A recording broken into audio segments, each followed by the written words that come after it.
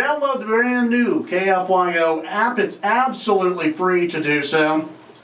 And you can listen to KFYO wherever you go. Joining me in studio, and they said it would never happen, Democratic challenger to U.S. Senator Ted Cruz. It's Congressman Beto O'Rourke. Welcome to the show, sir. Good morning. Thanks for having us on. You're kind to allow us to join you today. Yeah, absolutely. Glad to have you in here. Of course, you are running against Ted Cruz for the U.S. Senate. You have crisscrossed the state, I don't know how many times. You've come to Lubbock numerous times. And I kind of want to start with just a little bit of your background. For folks who don't know a lot about you, and maybe here in West Texas and Lubbock, people don't know you by name yet, though you have been out here numerous times. Tell folks a little bit about yourself. Yeah. Born and raised in El Paso, Texas, fourth generation El Pasoan, fourth generation Texan. Raised by a small business owner in my mom, and my dad was a county commissioner and a county judge in El Paso County, also a small business owner.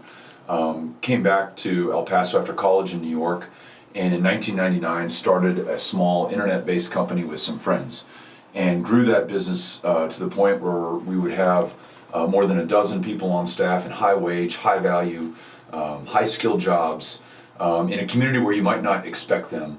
Went on to run for and serve 2 terms on the El Paso City Council, challenged the Democratic incumbent for Congress. He'd been there for 16 years, outspent us 5-1 in 2012 to win a seat in the United States Congress, and there I serve on both the House Armed Services and the House Veterans Affairs Committee. And lastly, and most importantly, almost 13 years ago, married my wife Amy, with whom we are raising 3 children, Ulysses, who's 11, Molly, who's 9, and Henry, who is 7 years old. And so that's a quick overview of who I am. But as you said, we've been to Lubbock many times over the last year, and grateful to be here again today with you. That's right. Well, what was it that made you decide I'm going to run for U.S. Senate? Because you hear all the all the talking heads, all the experts say this is going to be a very tough race. By all accounts, you would have easily won re-election for your House seat. What made you say, you know what, now's the time to run for U.S. Senate? It is just something that more than a rational decision, certainly not poll tested. We don't have a pollster. No one from the DNC or the state party asked me. They may not have known my name at the time, even though I've been in Congress. My wife and I just felt like there had to be something more that we could do for our country at this moment. Given the fact that we were proposing to build a 2,000-mile wall with Mexico, or you had someone who'd just been elected to the highest office in the land, promising to ban all people of one religion from a country comprised of people, asylum seekers, immigrants, refugees from the world over, who have made us the strongest, the most amazing country on the planet today. The very breakdown in civility in public life, the inability for Congress to move forward on a budget, on living within our bounds of having $20 trillion in debt, of serving on the Veterans Affairs Committee and understanding that 20 veterans a day, every day, are taking their lives in this country, most of whom have not been able to get into a VA clinic or medical center and see that therapist who could literally save their lives. We just thought there's got to be something more that we can do. And so let's go out and meet our fellow Texans. And actually, Lubbock, more than a year ago, was one of the first places that I stopped, and I met with the mayor. I don't know what party he belongs to. I don't know if that's a partisan position, just to listen to him. Met with the Chamber of Commerce, met with the cotton growers. Again, never asking party affiliation. Just tell me what's going on in Lubbock. I want to learn from the people who live here, make this economy work.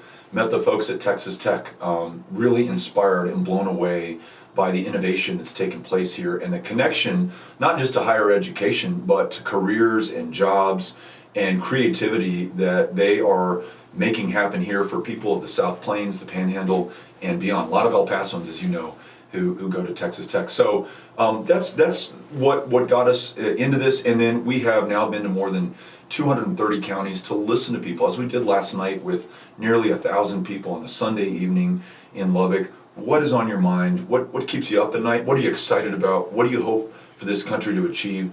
And how are we going to work together to make that happen? So what are the 3 issues, maybe 2 or 3, 2 or 3 issues that people are bringing to you, whether it's here in West Texas, East Texas, South Texas, wherever it is? What are those issues that they're bringing to you that they're concerned about?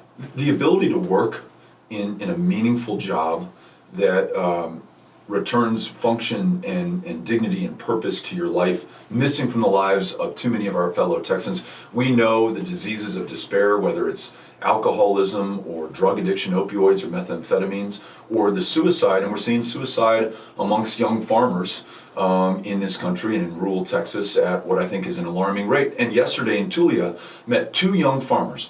One is graduated from college, is just engaged to his high school sweetheart. The other is completing his last year at West Texas A&M in Canyon.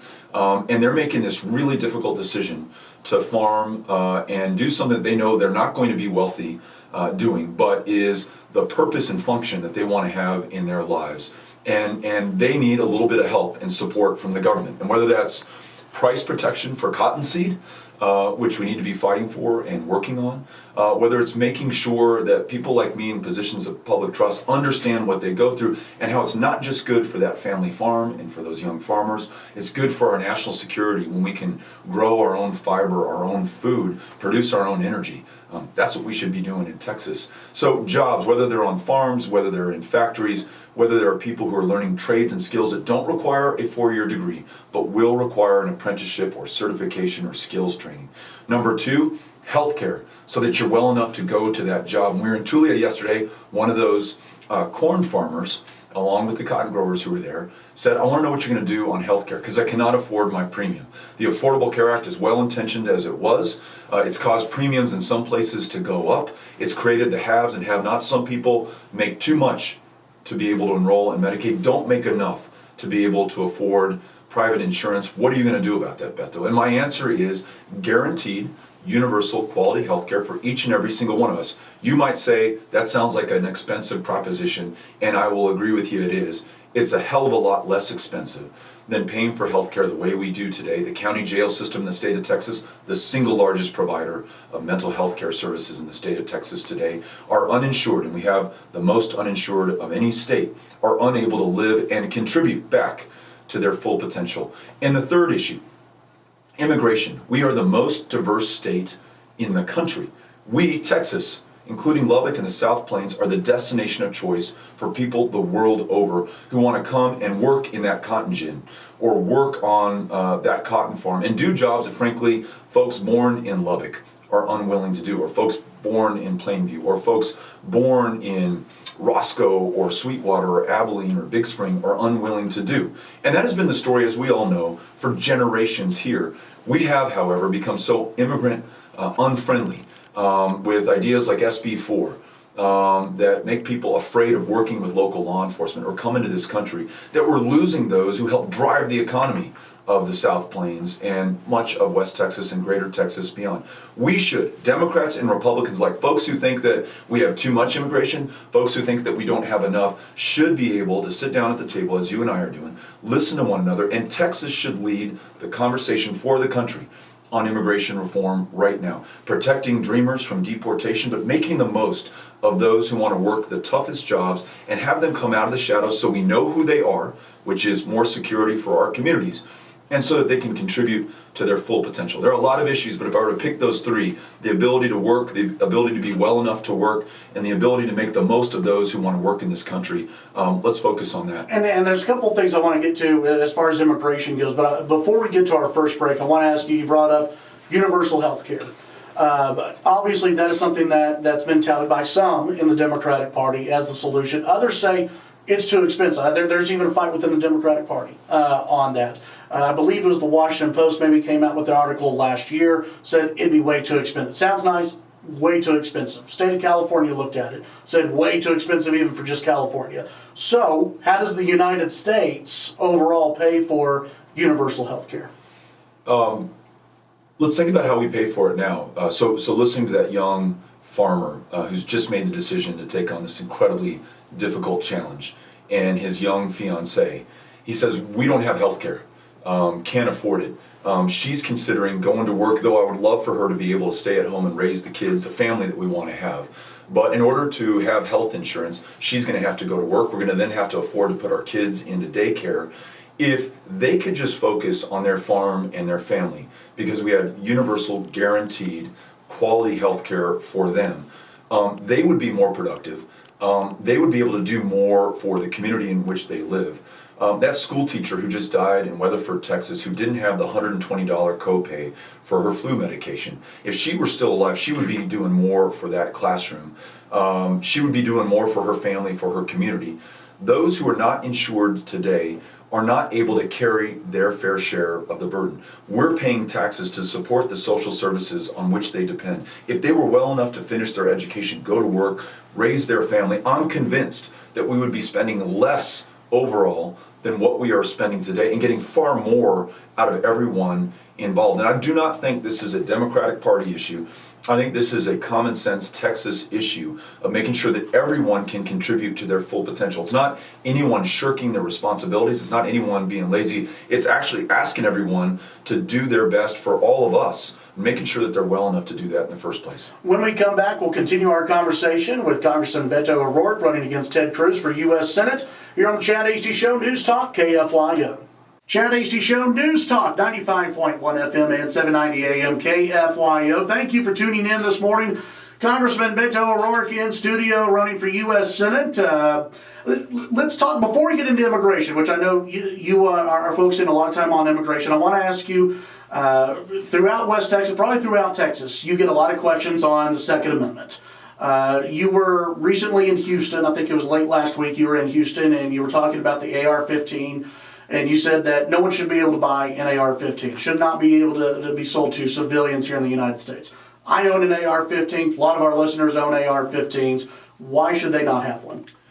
To be clear, they should have them. If you purchase that AR-15, if you own it, keep it. Continue to use it responsibly. I think Texas has a real opportunity to lead on this issue right now because we so jealously guard that Second Amendment. We believe in it. We'll defend it. We have this proud, rich tradition of hunting, of owning guns for self-defense, for sport, for collection, as you may own that AR-15 for, just because it is fun to shoot. But we also have a really deep understanding of gun safety and the responsibility and accountability that comes with owning that gun. My great uncle Raymond, who was an El Paso County Sheriff's deputy and captain of the county jail, he was the one who taught me how to shoot and also taught me that responsibility.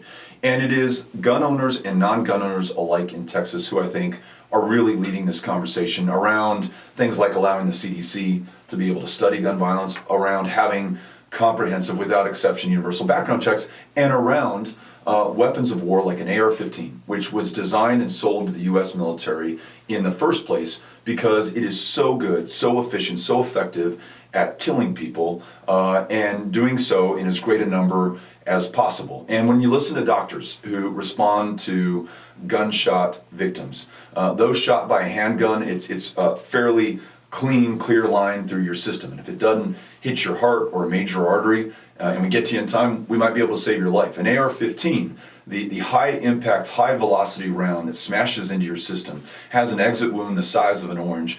It is intended to cause you to bleed to death before we can help you, because we want that enemy soldier down on the ground, not getting back up and getting one of our own. And so reasonable people can come to different conclusions on this issue, and I respect the one that you have come to, but at a minimum, and we were talking about this a little bit on the break about healthcare, Congress and the American people are owed at least a discussion and a debate on this. The conversation you and I just have had has not occurred in Congress in the 5.5 years that I've been there. And I want to learn from those who believe that we should continue to be able to sell and purchase AR-15s in this country, and that there's a better way to do it. Listen, sign me up to listen and learn from that conversation, and maybe I'll come to a different conclusion. But this, the world's greatest democracy, the greatest deliberative body within it, should be able to have the conversation. But in my opinion, and just to be clear and straight with you, I've come to the conclusion that we should not be selling these weapons of war in this country and not expect them to turn up in our schools, in our concerts, in our churches. And I am an original co-sponsor of the assault weapons ban this year. Doesn't that punish, though, the responsible gun owner? Obviously school shootings, they make news, they're horrible, they're tragic.